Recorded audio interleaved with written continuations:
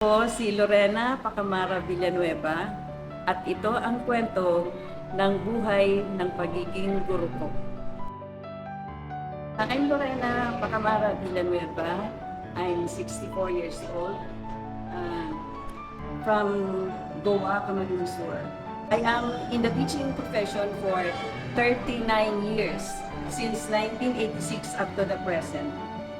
Batasan Hills Elementary School was then a very small school which we have only up to grade 4.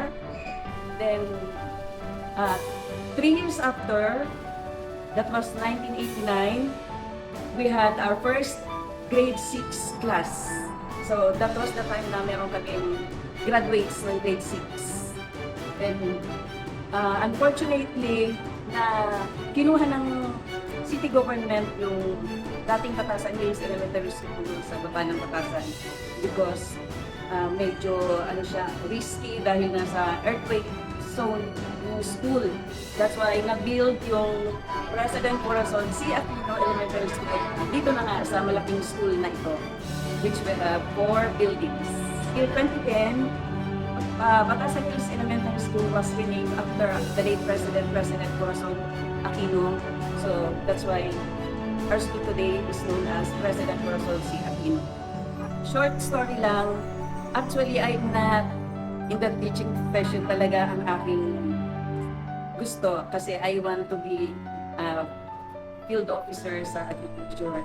Pero may nangyari na napasok ako dito, which I enjoyed my first years of service kasi ang sarap pala ng maging teacher. Tapos nakita mo yung mga product mo, mga successful sila, napakasarap sa pakiramdam. So I love teaching.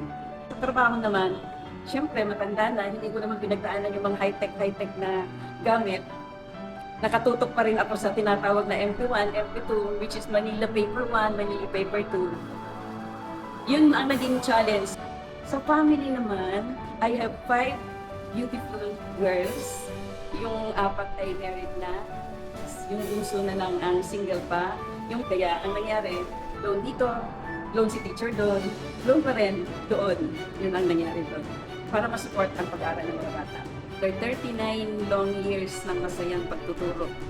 Kahit na medyo may mga ups and downs.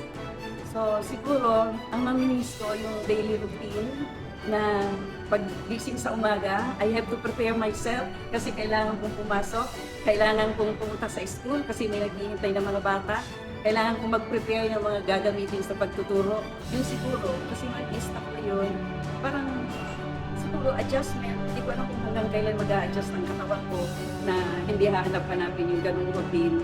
Kasi ang haba ng 39 years na ginagawa ko yun. Yung mga batang nung makita ko pa lang sila na nagbababay, see you soon ma'am, pero hindi ko naman sinabi na magre-retire ako. See you soon ma'am, parang nalungkot ako na hindi ko na sila makikita. Yung school na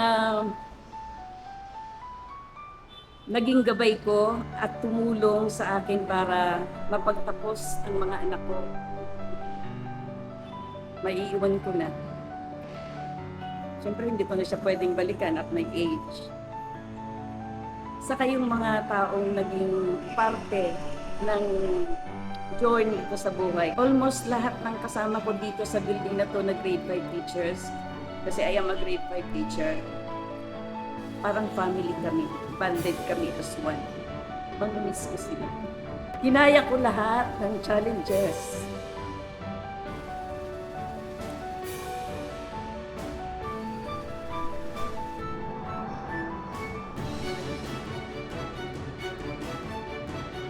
Sa trabaho kasi na-enjoy ko talaga at nakatulong sa akin to move forward. Sa mga naging principal ko, lahat sila, kilala nila ako hanggang ngayon. So nag-push sa akin para magpa-promote kasi matigas ang ulo ko. Ayoko talaga ng promotion. Basta ang gusto ko, tapikin lang ako ng principal para bigyan ng trabaho. Masaya na ako. Pero hindi sila tumigil na i-push ako para ma-promote kasi sabi nila, sayang. Sayang ang hirap mo, mas sayang ang pinaghihirapan mo, sabi nila. Nanay, tatay, kahit nasa heaven na kayo, alam ko proud kayo sa akin.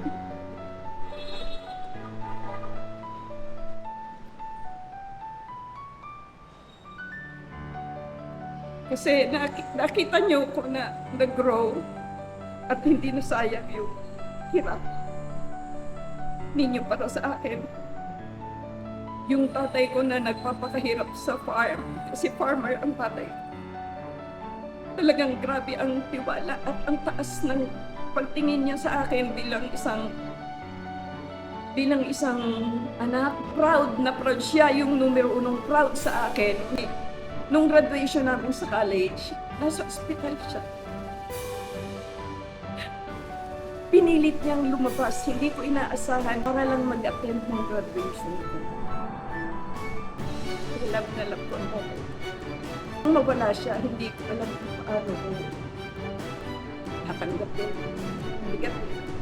Kasi parang nawala siya nang hindi ko man lang naibalik yung hirap sa pagpapaaral sa akin. Tatay, sorry. Hindi ka nakabawi ng hirap at pagod mo sa akin. Pero alam ko hindi mo iniisip yan. Basta ang gusto mo lang sa akin noon ay makapagtapos ko. At nagawa ko naman with flying colors. Thank you, tatay. Thank you na naging tatay ko kayo. Naging pupils ko since 1986. Siguro tandaan niyo pa ako. Sana. Congratulations at nakuha niyo yung mga pangarap niyo sa buhay. Yung mga pinasusulat ko sa inyo na mga pangarap niyo, nakita ko ngayon. Si Ma'am Rosal, ngayon na napaka-supportive. Ma'am, sabay tayong aalis ng PKS. Mapupunta ka lang sa iba, pero ako talaga mag-out na sa service. Thank you po. Love your work from your heart. Kasi iba ang trabaho na nagtatrabaho ka lang. Iba ang trabaho na may kasamang puso. Kasi iba ang naging resulta ng dalawang yan. Ako si Lorena Pacamara Villanueva at ito ang kwento ng buhay ng pagiging guro ko.